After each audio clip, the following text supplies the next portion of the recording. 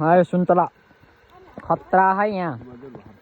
हाम्रो गाउँमा चाहिँ सुन्तला हरि फुलिरह लोच्चा लोच्चा हानी भए यसो सम्पर्क गरौँ उता सुनौली बोर्डरबाट कटाएर ल्याइन्छ हामीले घुमाएर यस्तो फलेको सुन्तलालाई त एकछिन टुर हान्न पर्यो खतरा फल्यो कि सुन्तला चाहिँ हरि लोच्चा यहाँ चाहिँ हरि फल्ने रहेछ यो सुन्तला चाहिँ पोहोर चाहिँ मैले र सिमरन नानीले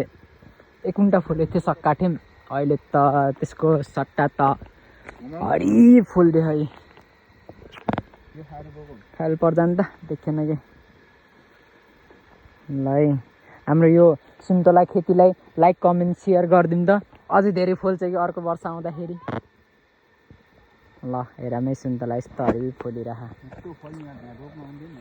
अब अर्को वर्ष सुन्तला खेती गरिन्छ यहाँ चाहिँ टक्क लाएर यहाँ अर्को वर्ष झन् धेरै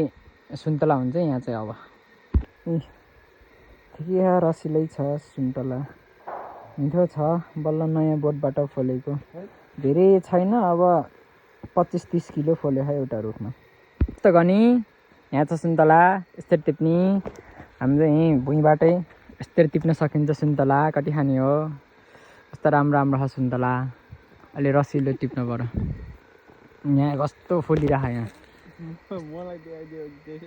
यस्तो फुलिरह सुन्तला अलि एउटा रसिलो टिप्न पर्यो कि यहाँ तल तल नि फुलिरह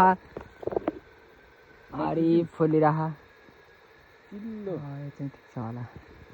यो चाहिँ ठिक छ यो सुन्तला हरि पाकेर चाहिँ टक्क लाएर अब खाइन्छ मजाले यो हो क्या ठिकै मिठो छ सुन्तला चाहिँ उहाँ सरले पनि टिप्नु भयो सुन्तला टिपेर हिँड्नु भयो अगाडि